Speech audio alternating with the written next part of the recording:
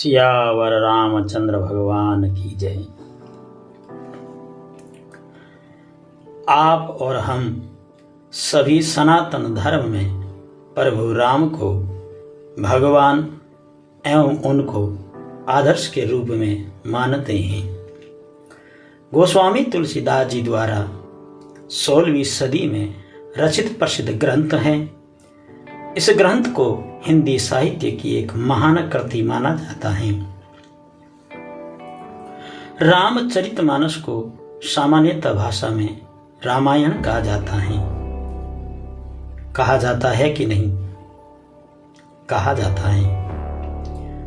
सामान्यतः भाषा में रामायण क्यों कहा जाता है? महाराज, यह वाल्मीकि जी द्वारा लिखा गया संस्कृत का एक अनुपम महाकाव्य है, जिसे रामायण व तुलसी रामायण भी कहते हैं। रामायण के उच्चारण के चारों अक्षरों का रामायण को समझने में इनका बहुत ही गहरा अर्थ है।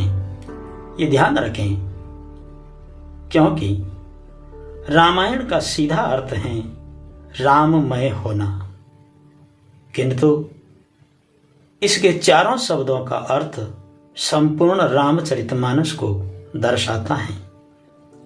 महाराज, जब तक इन चार शब्दों के अर्थ को नहीं समझा जाएगा, तब तक आपका जीवन राममय नहीं बनेगा। रामायण का पहला अक्षर रा है। रा माने राम। तुलसी बाबा चौपाई में लिखते हैं कि यह महा आदि मध्य अवसाना। इस पूरी पोथी में यह आदि मध्य अवसाना, इसका चाहे पहला पन्ना खोल के देखो, चाहे बीच का पन्ना खोल के देखो, चाहे आखिरी पन्ना खोल के देखो, इसके हर पृष्ठ पर राम जी बैठे हुए हैं। प्रभु प्रतिपाद्य राम भगवाना, यह मम आदि मध्य अवसाना। इसके आदि मध्य अंत सब जगह राम जी ही राम जी हैं। तुलसी बाबा कहते हैं, तुलसी बाबा तो यहां तक कहते हैं कि कथा में जो बाल कांड जो है, बाल कांड प्रभु पाए। राम कथा का बाल कांड जो है प्रभु के चरण। अयोध्या कटी, अयोध्या कांड राम जी की कमर। उधर बने हूं अरण्य, अरण्य कांड राम जी का उदर है। हृदय किष्किंधा, रामायण का किष्किंधा जो है राम जी का हृदय है। सुंदर गिरव, और जो सुंदर कांड है वह राम जी का गिरवा। गिरवा माने कंठ हैं। राम कथा का ये बहुत ही सुंदर कांड है। अभी हमने लॉकडाउन के बाद श्रावण भाद्र मास में विस्तार से राम जी ने सुंदर कांड करवाया। समय पर्याप्त होने से राम जी के भाव से कर पाए, जिसमें 16 दिनों तक सुंदर कांड करने में लगे। देखिए, ये राम जी की कथा अनंत है। इसे भाव से जितनी की जाए उतनी अच्छी है। महाराज, अन्यथा 9 दिन में तो राम जी की कथा के मूल भाव व आपके और हमारे कुछ भाव दर्शाए जा सकते हैं, किंतु इन 16 दिन में सुंदरकांड करने में बड़ा आनंद मिला। महाराज, तो जो राम जी की कथा है, सुंदरकांड गिरवा कंठ हैं। मुखारविंद लंका और लंका कांड राम जी का मुख है। मस्तिष्क उत्तर, उत्तर कांड कथा में जो है राम जी का मस्तिष्क है। यह खाली किताब नहीं है। तो र माने जिसमें राम है, दूसरा अक्षर क्या है? म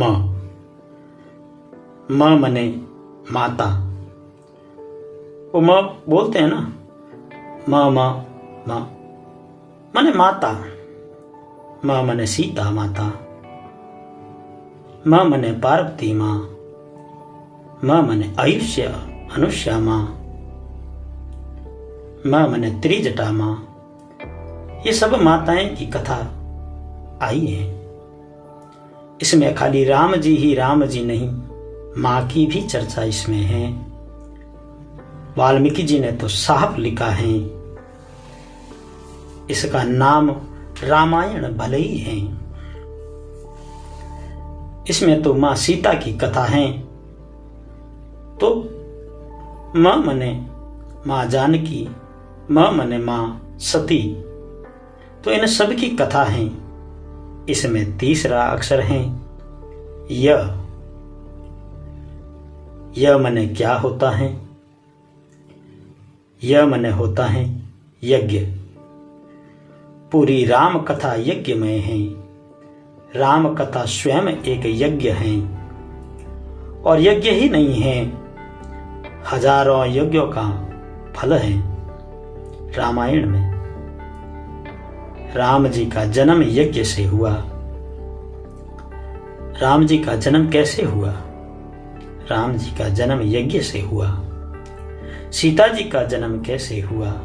सीता जी का जन्म यज्ञ से हुआ। राम जी का विवाह कैसे हुआ? राम जी का विवाह यज्ञ से हुआ। राम जी यज्ञ रक्षा भी किए हैं। राम जी यज्ञ विध्वंस भी किए हैं। और राम जी लाखों यज्ञ किए हैं राजा बनने के बाद। तो पूरी रामायण यज्ञमय है। और आखिरी अक्षर है रामायण का अण। और ये अण अक्षर जो है, ये रावणता का प्रतीक है। अण रावण से लिया गया है। ये रावण का संदेश है। जो रावण की तरह जिएगा, लोगों को परेशान करेगा, सबको तड़पाएगा, सबको लूटेगा, सबको ठगेगा, उसका अंजाम अततो गत्वा वही होगा जो अंजाम रावण का हुआ था। रावण ही तो किया था। वह सब लूटपाट व ठगने का कार्य किया था। और उनका आखिरी अंजाम वही होता है जो रावण का हुआ। रामचरित अगर सुनते हो तो राममय तुम्हें बनना होगा। चलो राम जी के पद चिन्हों पर अब इतिहास बदलना होगा।